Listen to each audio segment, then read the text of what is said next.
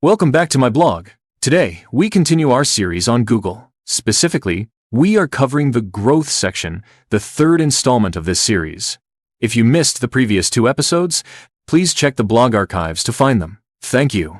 So, without further ado, let's get straight to the point. In March 1999, the company moved its offices to Palo Alto, California, 57, which is home to several prominent Silicon Valley technology startups. 58.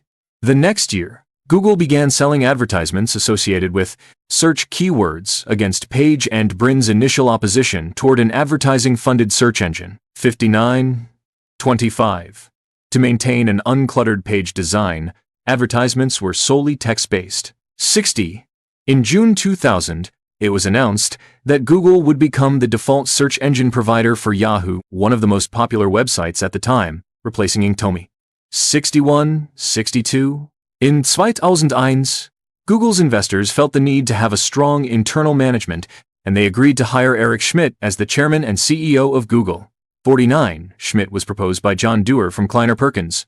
He had been trying to find a CEO that Page and Brin would accept for several months, but they rejected several candidates because they wanted to retain control over the company. Michael Moritz from Sequoia Capital, at one point even menaced requesting Google to immediately pay back Sequoia's $12.5M investment if they did not fulfill their promise to hire a chief executive officer, which had been made verbally during investment negotiations. Schmidt was not initially enthusiastic about joining Google either, as the company's full potential had not yet been widely recognized at the time, and as he was occupied with his responsibilities at Novell where he was CEO.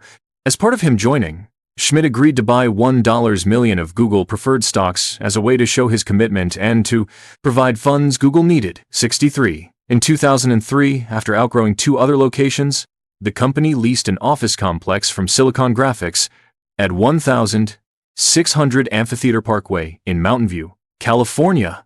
64. The complex became known as the Googleplex, a play on the word Gogolplex, the number 1 followed by a Google of zeros. 3 years later, Google bought the property from SGI for $319 million. 65. By that time, the name Google had found its way into everyday language, causing the verb Google to be added to the Merriam-Webster Collegiate Dictionary and the Oxford English Dictionary, denoted as to use the Google search engine to obtain information on the internet. 66-67. The first use of the verb on television appeared in an October 2002 episode of Buffy the Vampire Slayer. Liu Shiba. Okay, thank you for listening. This segment is now finished. I know some people might find this podcast boring, but if you can tell us what content you'd like to hear in the comments, we can play it for you. Thank you so much for listening, and our next segment will be updated soon.